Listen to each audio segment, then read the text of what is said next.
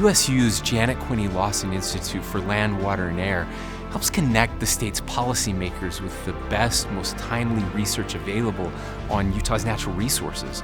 I truly believe in evidence-based policy making, and this institute helps guide the answers that we really need here in the state of Utah.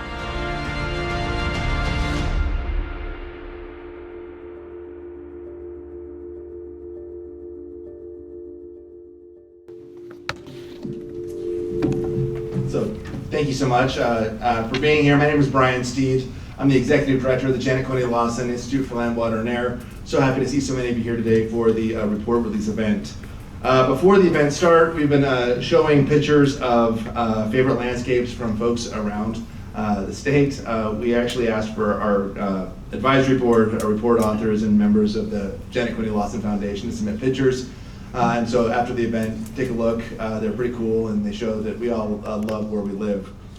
In Utah, it's really very easy to have a favorite landscape, and it's very easy to really enjoy where we get to live. And it's our goal here at the Institute to keep that landscape, our air, and our water healthy and prosperous. And so that's really the intent of what we're doing here, and we appreciate your interest in so doing. One of my favorite places, to be very honest, is Arches National Park. And this is a picture actually from the table of contents page on the report. And there's some significance here to Arches for me. It's actually one of the places I got to love as a kid because my mom, this was her spot. She had I actually will out. She had a professor at Weber State University named Walter Buss, which is a name instilled in our memories as kids, who had told her that in order to rejuvenate your soul, you needed to sit on a red rock at least once a year. And so part of our annual traditions was to go to some place where there's red rocks and enjoy. Interestingly, as that picture was shown, as we got to review the report before it got published, I asked our photographer, Aaron Fortin, whether the picture has a rising sun or a setting sun. And I'd be curious on your thoughts on that. And that begged the general question of whether or not the sun is rising over land, water, and air, or setting over land, water, and air. And you know, in truth, there's a whole historical analogy there when it goes back to the founding of the nation and George Washington's famous rising sun seat or setting sun seat. Regardless, I would say this. After reviewing the report and after working with the dedicated authors who are part of this, I can soundly say I think that the sun is rising. And actually in the picture it really was. But I think it's rising over the state. I think it's rising over Utah's land, water, and air. And I hope that over the next hour we can convince you of that as well. Really want to say thank you to so many special people that are here today and recognize a few of our special guests. First of all, in the way of disclosure, I know this is the report to the governor. And the governor announced to us recently that he was unable to attend. So I went and found him yesterday and met with him to present the report. He is here in spirit, so the report that you have there is also in the hands of the governor, but on behalf of the governor here to receive the report officially, and the report timing is Joel Ferry from the Department of Natural Resources. Also had the opportunity to present the report to Stuart Adams, the President of the Senate, who also wishes he could be here but sends his regrets, but you can see how happy he is in the picture that indeed loves the report. Other people we'd like to recognize, we really want to say a special shout out to members of the Janet Quinney Lawson Foundation, many of whom are here. I see Ellen and Charles and Ira and Stuart and Jason, among others. Really want to also say a special welcome to Joel Ferry, who you will hear from shortly, as well as want to say a special thank you and recognition of USU's next president, Elizabeth Cantwell. And this project has been a labor of love. It's something that we put together and get to work with Utah State researchers as well as some others who are in the room today. We're really grateful for all that dedication, and we're really grateful for the support we get from the President's Office at Utah State, as well as from the Janet Quinney Lawson Foundation and from the state of Utah in trying to put this together and trying to put meaningful research into the hands of those who need it most. So without further ado, I want to introduce you to my friends and our new president, President Elizabeth Cantwell.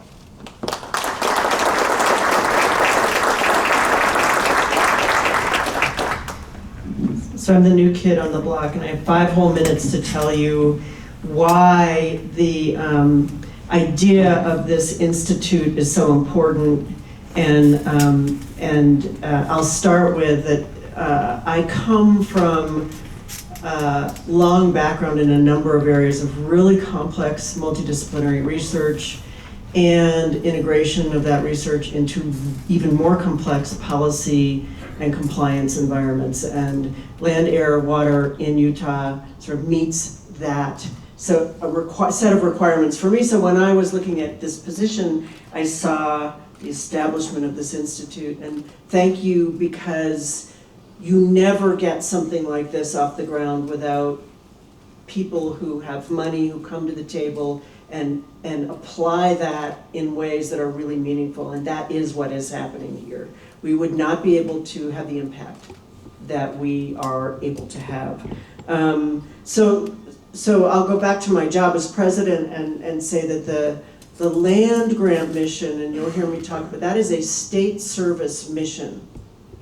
It means lots of things, but in the 21st century, it means that the most complex multidisciplinary, well, the biggest challenges we have are complex and multidisciplinary. And it means that we take that on and we figure out how to grab both faculty and thinkers from a variety of disciplines and embody them in constructs like an institute, so that they can not only be at the end of the red phone, as Brian says, and answer critical questions, but learn from each other and from the answering of those questions how to convene around the next generation of research to solve even bigger pieces of the challenges that we face. Land, air, water is canonical as both a Western challenge, a Utah challenge, and frankly a global challenge. So this institute is one of the best examples that I know of to show how we meet the land grant mandate for the state of Utah. And I'm enormously proud to just have been able to come in and say good things about it. There are a lot of other people who put their time, their treasure into this idea. I do believe it's been a labor of love. I do believe the best is yet to come. I think we're seeing a sunrise, not a sunset, not because we are not at some level in trouble, but because we are at some level at the point where we can bring the right people together and answer very complicated problems at the intersection of science and our understanding of information and policy and compliance. And that is the only way that we will, in Utah, be able to move ourselves into a successful 21st century. So I'm enormously grateful to be here for that. And I will end as I began. The Janet Quinney Lawson Foundation's lead investment here has made all the difference. We do not get to do these things without people who believe in that vision, put their money where they can, and that should be for all of us. If you have a penny, put it somewhere where it makes a difference. And I'm just incredibly grateful for the partnership, because that's exactly what it feels like to me. So thank you all for coming, and I look forward as much as anybody to hearing about the,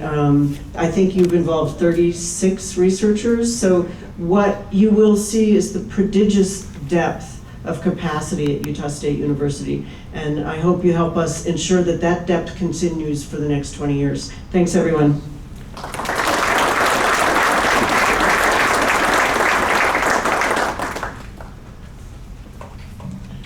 Thank you, President, and you can see why we're so excited to have her as part of our team and providing leadership at Utah State. If you're not familiar with the report, it's now my opportunity to introduce you to the report, which is, I'm sure what you're all here for. The report itself, this is our third annual report to the legislature and governor. Our intent is to take research that's being done in the university setting and to present that in a way that's understandable and digestible by policymakers. It's been my experience that most policymakers don't take time to go look at the academic publications that so many academics put out, which is okay. But we want to make sure that that information, which is oftentimes quite relevant to the decisions that the policymakers have to make, is in the right hands. So that's what we're trying to do here. So we asked researchers to boil down their research to really kind of cogent points. It's really small in terms of how much could be said, but you'll notice that there's certainly, it's digestible and easily readable. So that's what we try to do. And we're working to make this resource better an understanding for a lot of different things. This year's report includes an introduction section that I was able to put together, as well as we also included an additional section at the end from someone who's not a researcher at Utah State, but rather a member who is a practitioner in these spaces. 5 chapters in the report this year, as has been the case generally, land, water, and air, obviously, for our namesake, but also we decided to focus on the Colorado River, because I can tell you straight that in looking at the issues that we have in front of us, the Colorado River is one of the 2 most pressing issues we have as a state, and so trying to get better information into the hands of policymakers who need it, really important. And then energy. As you all may or may not know, energy has taken center stage and trying to figure out how we can make ends meet on the various demands we have for energy, as well as the supply that we have available, and trying to figure out how to make cleaner choices when it comes to the energy sources we have. And so that's what we're striving to do. One last thing just to be aware of, well, 2 more things that are in the report. We started this year a weekly email that goes out, and it's kind of a news digest of land, water, and air in the news. We have taken a look-see back at the different stories that came out this year and presented that as part of the overview. So you can see kind of that Utah's air in the news or the other different issues that we have. And then lastly, we have taken it upon ourselves to have a legislative digest at the end of the report, so you know what legislation was passed during the last legislative session. And so you have in one handy place the types of things that the legislature had been working on, as well as an understanding of those types of bills. So that's what we've done, and we're excited about it. Here's the thing. Even in very short paragraphs and short sections, there's a lot of information you contain therein, and what I get to do as part of my job is to kind of go through and highlight some of the great things that are in this report this year. And so want to go through some of the statistics. Obviously, it's a very lengthy report. I'm not going to have time to go through each of the sections, but those things are there, and I'd encourage you all to read them. Some things I'd like to highlight. 2023 was a watershed year, and yes, pun intended, for that. I've worked in the water space for much of my adult career. I can say that it was scary. And as a policymaker looking at where we were in 2022, trending into the year that we were looking at, it was a little terrifying in and of itself. So interestingly, this year we had our largest water year on record. As a result of that, we actually saw a huge recovery of statewide reservoir storage.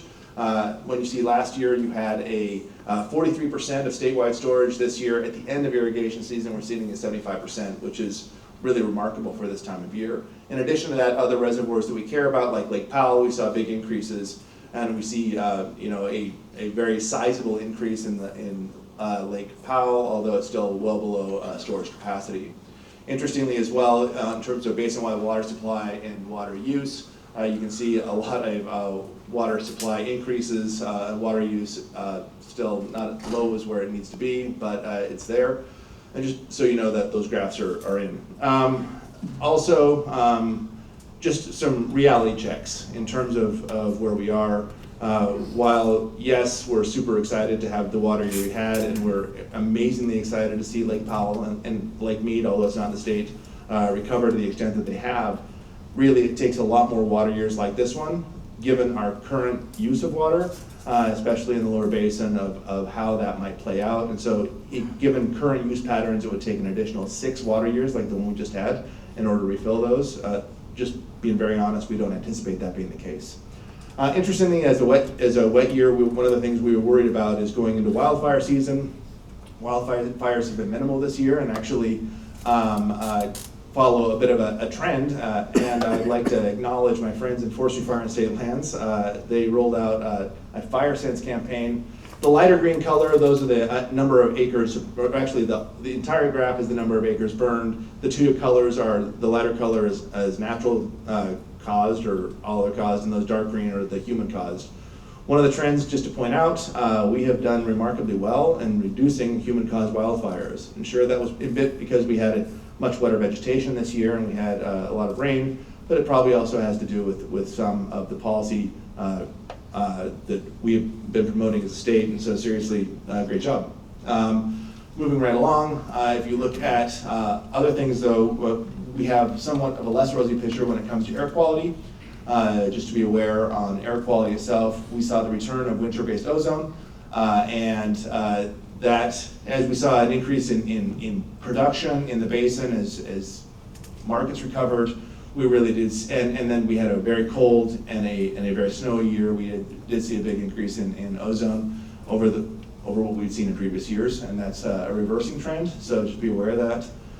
And then, if you look at just the different weather patterns we're seeing, it's very interesting and just something to be watching because it's going to require different management techniques as a state. If you look at air temperature, for instance, and this is from January to March, between 48 and 2023, you see an increase in air temperatures, and that trend is on the upswing, and then on June through August, you also see an increase. Both those things are meaningful. On the winter side, what that means is we're seeing more rain than snow events, or than what we had historically seen, and that means our storage systems are different than what they may need to be in the future, because we store so much of our water in snowpack and expect that to be released slowly as it warms up. That increased temperature over time too certainly has an effect of then also drying out landscapes. So you have higher temperatures in the summer months, you see drier temperatures, those drier landscapes then require more water for recovery. So you're seeing actually really interesting events, especially in the Colorado, where you see almost regular snowpack years, but not regular runoff, because that runoff is being absorbed into ground. That's just something we have to be aware of and be watching. Additionally, interestingly, I thought this, as someone who, again, likes to recreate in Moab, at least I used to like to recreate in Moab. It's too busy now. But it's not. Go there, it's lovely, especially this time of year. But it's warmer for longer, which is also one of those interesting graphs that you can see in there, where the first day of 100 temperatures, as well as the last day of 100 temperatures, that alligator is biting further. So just be aware of that. And then as we see more variable monsoon seasonality, which we have seen, that will have impacts on Utah's water supply, and that's something that policymakers, I think, that everyone has to get their minds around and work on. Last but not least, in going forward, we also know that looking at just the numbers of Simon Wong, a researcher, identified these as kind of miracle events, these big water events that happen. And if you look at this on the Colorado River system, he's not overly optimistic that those big water events are going to be sufficient to recover the Colorado system. And so that's something that we, again, from a use standpoint, just have to be aware of and mindful of. So, moving on. So, and this is the last section, then we have a panel to talk actually with the researchers that know what they're talking about. Utahns are innovating, and I think this is actually why I'm so encouraged and why I'm certain that the sun is rising, because I think that we're rising to the challenge. Yes, there are challenges, and yes, we're going to see challenges, but ultimately I think that we can see people are doing better. Let's talk about residential land, which is interesting. One of the things that we had a researcher look at this year, which I thought was fascinating, we know that there is a big push for more active transportation. One of the challenges on active transportation is where do you put that active transportation? It turns out when you look at historical canal systems, that's a great place to put them. And there's a two for benefit, because if you actually cover those canal systems, you have less evaporative loss on the water side, and then you have a place leading from point A to point B where you can recreate on those trails. When you look at where those trails are, and I don't remember what page it is on the report, but it's interesting. We've seen communities adapt to this and have more places nearby residences where that you're able to recreate. And there's also some water saving. Solar energy, interestingly, we're seeing a huge increase in production of solar energy statewide, which I think is a big transition. Where you see most of, and it's on my section on the energy side, yes, we are still reliant on fossil fuels. That's where the vast majority of our energy comes from still. When you see the amount of production of photovoltaic, solar or otherwise, you see a big increase, and that's something that is, I think, quite interesting. And one of the things that I thought was really interesting in this year's report is looking at some of those trade-offs that might happen as a result. So one of the places on private land where you put solar is on farms, and on farms there's a direct trade-off with that. One of the other places you might be able to put solar is on public lands, and again, there's a trade-off there, just to be aware. And so, yes, my inner economist is coming out to say there's no free lunch, except there's free food here. But there is no, we're gonna have to make choices on this, on how we go forward. One more thing that I think is really awesome is that how we're dealing with forested lands. We know that there is a profound need for having forest treatments. It's one of the things the state has been engaged in. One of the real concerns on that forest treatment is what you do with small diameter timber or slash. And one of the researchers that we'll hear from in a minute was able to look at that one of the forest byproducts we would be able to produce is biochar. Biochar has the advantage of both being able to be used for that small diameter timber as well as slash, but also has carbon sequestration, and I think is one of those things that you'll certainly be seeing more production of here in the state, and something that is a marketable product from otherwise forest products that hadn't historically been marketable. Renewable energy, and I know this is a disconcerting slide when you've got trucks, but just be aware that again, in looking at where we are on renewable energy, in order to meet our renewable energy needs in the state, we're really going to need critical minerals. Those critical minerals come from mining by and large, and just be aware that that's something that there's one of those things we have to figure out how to make good. When you look at critical minerals available in the state of Utah, we have a tremendous number that are produced, as well as could potentially be produced. Obviously, that's going to require some wisdom and where to place them, how to place them, and the rules that are going to govern how it's placed, but it's something as well to be aware of, that as we transition to cleaner energy sources, that we also have to be aware that that requires minerals that we need more of. On ag land, obviously, historically, ag has been extraordinarily important to the state. When you look at how we are going there, we've actually had some interesting findings here as well. One of the things I point out that's not in the slide is the work of Matt Yost, who has been kind of tip of the spear on agricultural optimization, and I didn't even get Matt to look up that. I'm bitter. Matt Yost. And trying to figure out how we can have a robust agricultural sector as well as a water-wise agricultural sector, and how we make that work. And so there's a section, the Colorado River section, that Matt's work is detailed. He shows that indeed you can save, I think it's 36,000 acre feet per year of consumptive water use, which is a medium-sized reservoir per year, just by changing technological uses, and that's meaningful. The other thing is, if we want to say, well, gosh, maybe we identify ag as the problem, and so therefore we'll transition and have what they call buy and dry. We also had an economist take a look at this and say, well, what happens when you do that? There's a historical analog in the Imperial Valley of California. What happened when you do have those kind of buy and dry approaches, and there are trade-offs. What they saw is that you had a loss of harvested acres, obviously, but you also had decline in agricultural employment, so employment generally, and then a widening skilled and unskilled work wage gap, as well as, which I thought was interesting, a rise in air pollutants, because oftentimes as you dried up that land, there was nothing recovering on that landscape, and so you had dust events coming off that dried up land, which is something we just have to be mindful of as we make choices going forward on how we make the ends meet with a limited water budget. And with that, I think that we're going to actually go to actually presenting this and having a response by Joel Ferry, because Joel is there in the back. He put a tie on and everything. And so Joel, just so you know, and I have worked together for many, many years. And I'll sing his praises as he walks up. As a legislator, Joel was, I would argue, the most successful in promoting water conservation in the state, and really took meaningful steps when it comes to how we were going to make our water needs And how are we going to make that happen in a world where we have oftentimes competing needs? So with that, Joel, any responses? Thank you. Okay, sure. All right, I'll be brief. Thank you, Brian, and President Cantwell. Welcome to Utah State.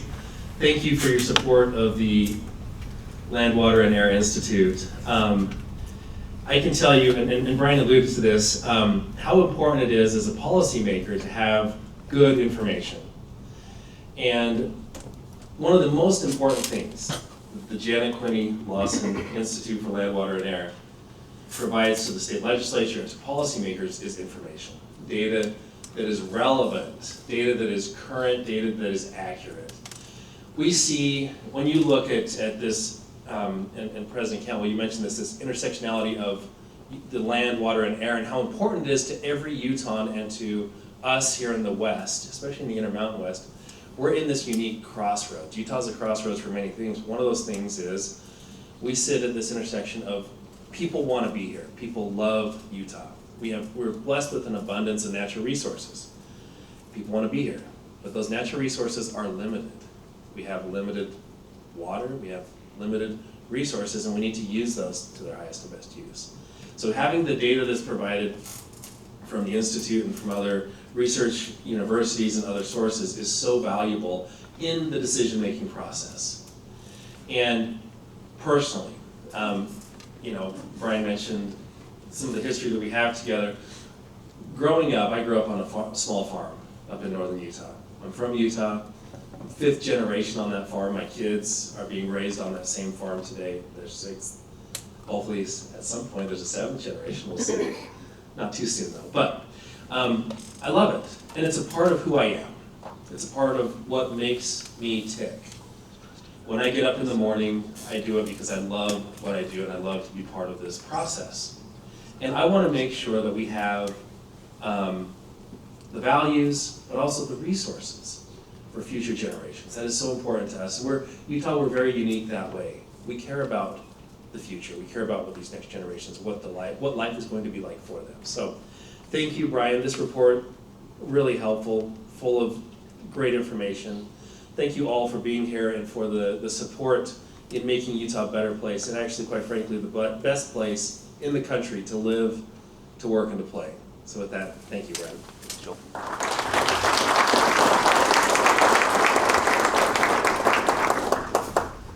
Thank you, Director Ferry. Really appreciate that.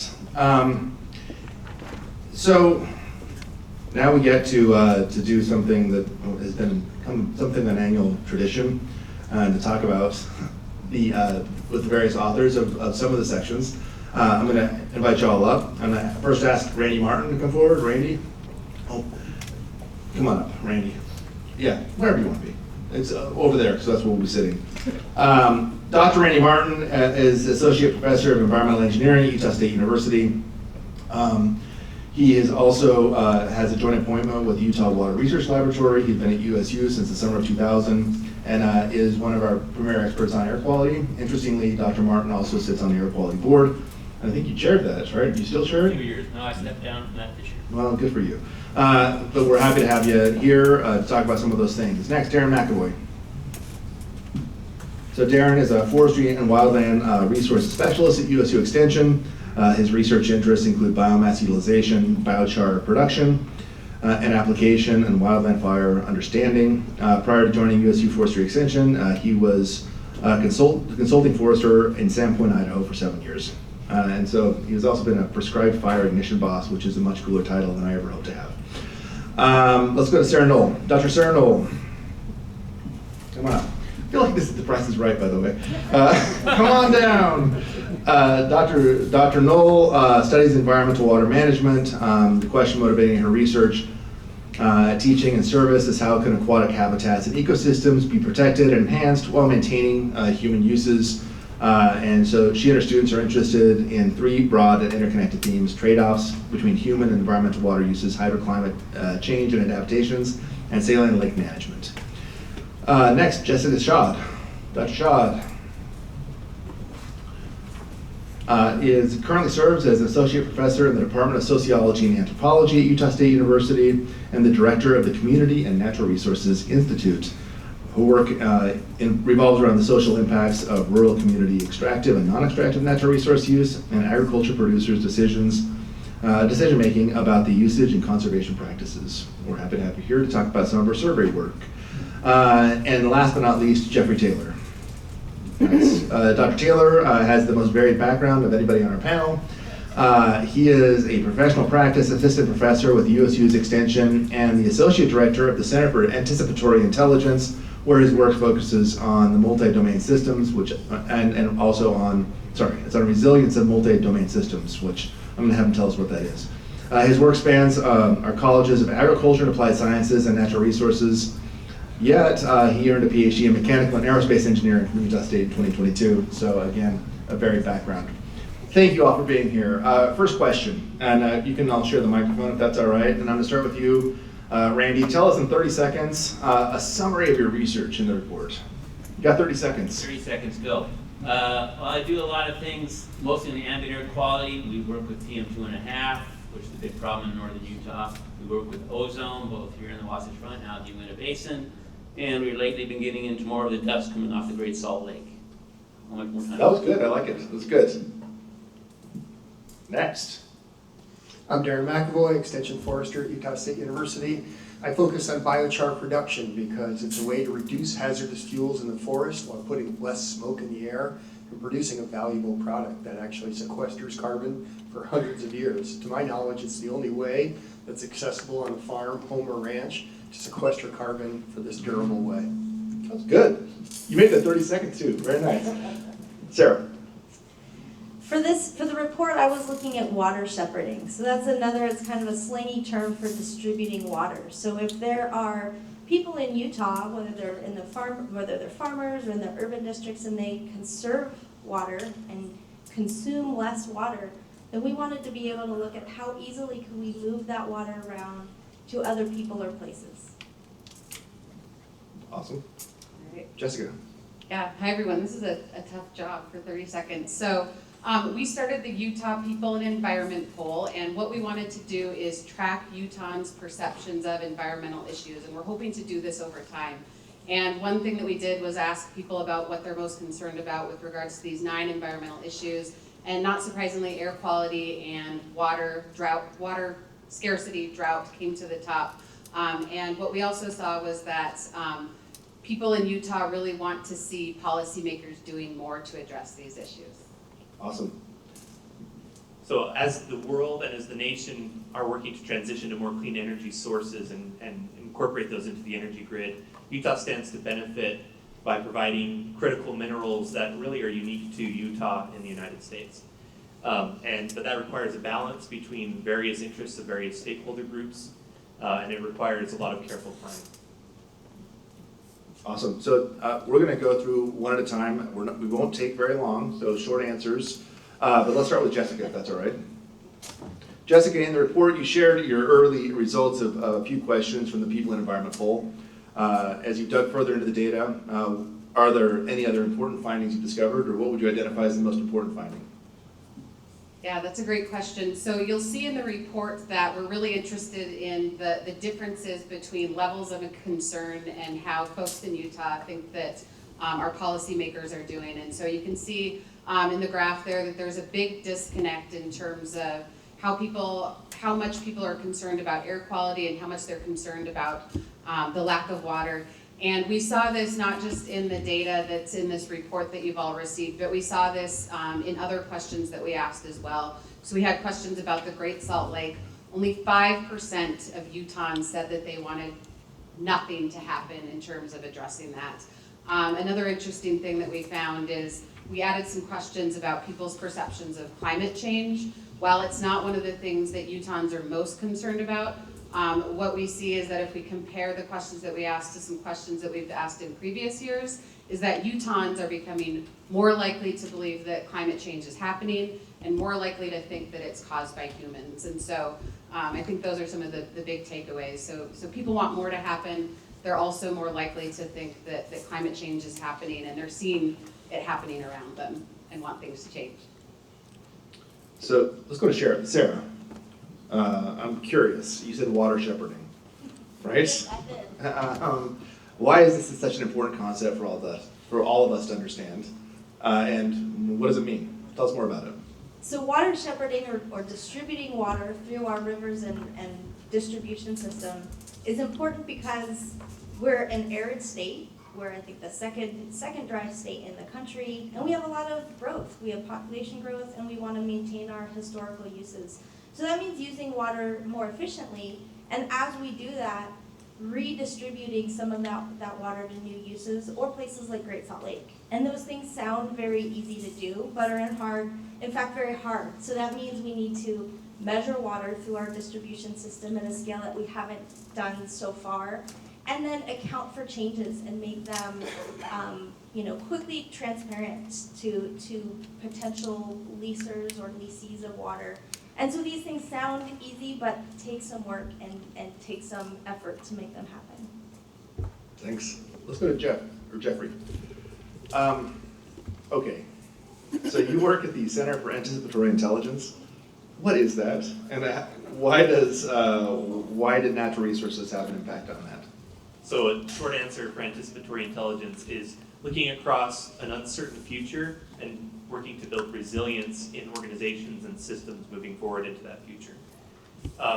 So the way that it ties in with critical minerals, so critical minerals are really foundational to many of the technologies that are making the biggest transformations in the world today.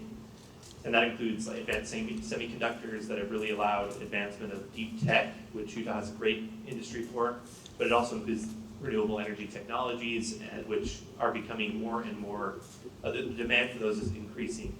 But that brings with it a lot of complex dynamics. Really, the critical minerals industry, including in Utah, cannot be separated from like world geopolitical events, security interests, societal tensions, environmental concerns. And so it really requires a multi-domain approach to look at this. By multi-domain, I mean looking at various different disciplines, looking across the public and private sector to really figure out how we can better secure our sources of critical minerals. And so in Utah, we have an opportunity as the United States looks to secure its supply chains and bring some of the sourcing to domestically and to our allies, and reduce some of the dependence on specific areas. And so Utah stands to gain because we have unique critical minerals that really are produced in only a handful of states, maybe only 2 states, and in some cases only in Utah. And so anticipatory intelligence helps aid in that by helping to look in this uncertain future where dynamics are changing so quickly and across different stakeholders to be able to synthesize that information and make sense of it. And can you give us an example of what a critical mineral might be? Yeah, so some good examples are beryllium. Beryllium is one of the minerals that's only produced in Utah in the United States. Lithium, which is really important for batteries. Tellurium, which is a byproduct of the Bingham Canyon mine. Rare earth elements, which are found in monazite deposits here in Utah. Those are just some examples. Awesome, thanks. Let's go to Darren. I know, right? So in the report, you focus on biochar as a multi-pronged tool for wildfire fuel management and carbon capture. And I gotta know, biochar, why did you focus on that particular tool? Well, it's got so many co-benefits, Brian, especially for land, water, and air. It's really important to our forests. Charcoal has been shown, and it's essentially charcoal. It's been shown to be critical for forest health in western forests, anywhere in the Rockies. And it's also important for our land because it helps us reduce hazardous fuels. And it helps us with our water because it increases water holding capacity when we apply it to soils in the range of 20,000 gallons per acre. It's the second driest state in the nation. This might matter here. It's also useful as a tool, as a filtration mechanism for keeping pollutants out of water. And finally, for our air, it's much cleaner burning than open pile burning. And as mentioned, so the trees, they grow, they photosynthesize, they take carbon dioxide out of the air, turn it into oxygen and into wood. If we let that wood rot or burn, all that carbon dioxide goes back into the atmosphere. With this method of biochar production that I'm working with, about 1/3 of that carbon when we put it into the soil, it has a 1,000-year half-life. So it's a super durable and very simple and accessible way of sequestering carbon on the farm, home, or ranch. Awesome, thanks. Randy, you're in a special spot here. Not only are you the last on the row here, but it turns out that you're the only author that was given 2 sections. I know it's I a feel so big special, it's a yeah. big honor. One of the sections that we really wanted to focus on was on Great Salt Lake dust. It's become something that's become part of our kind of statewide conversation. Tell us about your findings there. What have you observed in wind events? Okay, so as you all know, when the wind picks up, it can pick up dust off the Great Salt Lake, and then it can impact our urban areas. And one of my areas of interest is who's it impacting and how is it impacting these people? The plume that comes off the lake is often very narrow, and it will impact a certain area, Bountiful or down here in Salt Lake or even farther south, kind of depends on which way the wind's blowing. So we don't know exactly who's being impacted and at what level. So what I did is I got some filters from the DAQ from some of their regulatory sites where they're targeting to see what populations are being exposed to, and then we analyze those chemically. And as you would expect, on those impacted days, the total concentration was 10 times above what it normally is, 10 if not 20 times. And then the chemical species that were embedded in those particles were also enhanced. But we also found was a few select minerals, I believe it was calcium, manganese, vanadium, and strontium, were enhanced above background. So not only was it 10 times higher than normal dust, it was enhanced with those particular species. But again, it was only at the locations we were able to obtain filters from, which are already part of the regulatory network. So we've recently formed a working group among Utah State folks, DAQ folks, all the researchers along the Wasatch Front to try to target more specific spots for doing measurements and more specific chemicals to look at, elements to look at specifically, to see how toxic, if at all, it's toxic or not, or if it's just a matter of kind of nuisance dust for a period of 8 hours. So we're trying to kind of narrow down exactly what those impacts are. Awesome, I appreciate that. We're almost out of time, and I know you're all sad about that. So I would say let's ask one last question for the entire group, okay? In 20 seconds or less. Yeah, no. Thanks Randy for looking. In 20 seconds or less, identify what's one thing people could do that would have a positive impact on Utah's land, water, air. I think a lot of it's kind of been addressed today, and that's awareness and talking to the policymakers and yourself. The old saying is everybody's part of the problem, everybody's part of the solution. I think that holds across the board here in all that land, air, and water. It's good. Darren, you're gonna have to do something different than that, sorry. That's why I went first. People can make biochar in their own backyards or on their farm or on their ranch. I suggest that people do that. And be aware of other products from the forest that can help sustainability, like cross-laminated timber. We call that massive wood wall construction, where we want to use actually more wood, not less wood in our buildings, because it's so much more sustainable product than concrete or steel. Thanks. Sarah? I would say understand where your water comes from and where it goes after you're finished with it. And so dig in a deeper level than just there's precipitation in the mountains and then something happens and I turn on my faucet, but really dig into where that water comes from and where it goes. Thanks, Sarah. Jessica? Yeah, I think sometimes people feel a little bit of apathy towards addressing environmental issues, and so I guess I would just say to think about how you can do things at the individual level, but then also how you can do stuff at the community level, but then also encourage people who are your leaders or the policymakers to also provide incentives or policies that can help address environmental issues that are pressing for you.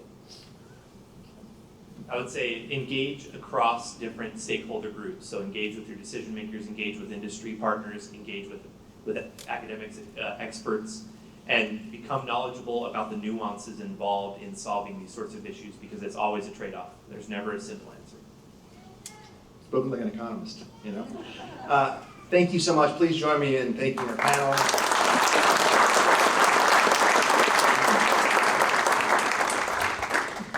Okay, so people ask me frequently, so what happens next? Thanks, Jessica. And I'll tell you what happens next with this report.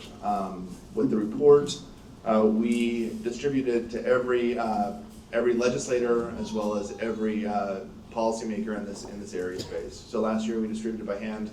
to 98% of our legislators. We're going to do better this year and get 100%. We really appreciate Representative Jimenez as well as Representative Lee, who are both here in order to get it in person today, but we will be visiting their colleagues. We'll also be visiting with other policymakers around the state, like Joel, who was here, but also Commissioner Craig Butters, who's the Commissioner of the Utah Department of Agriculture and Food, and really addressing with him and his colleagues on how we can all be part of the solution. We will also then present at places like, I see Brandy Grace here from the Utah Association of Counties, and discussing with the members of her group about how we can all be part of these grant solutions. So our work is just beginning, but it's really going to take all of us in this room to get the word out on how we can do better. So with that, I want to thank you very much for your interest and your attention, and thank you so much for being here today. It really does matter a lot, and I especially want to thank the very many people who helped put the report together. I want to thank the authors especially. I also want to thank Layla and Lynette, who helped edit. Anna especially gets gold stars, Thomas and Aaron, and others in the room who know how much work has gone into this, and really the great people who help finance as well as who help manage this. It's a really fun job that I get to work in. So copies of the report are available in the back, and they will also be available this afternoon online. Please feel free to take copies, extras for your colleagues if you want, and we will be getting the word out as well online. Also, if you're not getting our weekly newsletter, we would encourage you to sign up, and I would ask you to talk to Michelle or Anna. And Michelle, I didn't thank you, but thank you, Michelle, for actually keeping all the cats herded, because it's been a lot. And I also want to have a special acknowledgement of Dean Melinda Nagel, who has really helped advise this whole process. Last but not least is my plea. I get to work in this job, which I love. I also get to work on Great Salt Lake issues. The reason I signed up to work on Great Salt Lake issues as the commissioner of the Great Salt Lake is because it is the consummate land, water, and air issue facing the state. It's been my experience that we often find ourselves in a position where we like to say, ascribe blame to others for the problems that we face. There's probably some value in that, but I don't think it's as valuable as helping actually solve the problem. And so if we're looking to get a better landscape that we like to live in more, it's up to each of us and the individual decisions we make. And just keep that in mind, and thank you so much for your willingness to participate and contribute to this effort. Have a great day. For those of you that can stay for the lunch, we'd love to have you, and we're going to have that over here and on the stage. For those that were had RSVP'd for that. And otherwise, if you're here and you haven't eaten yourself silly, there's food in the back. Thank you so much for being here, and have a great day. Thanks.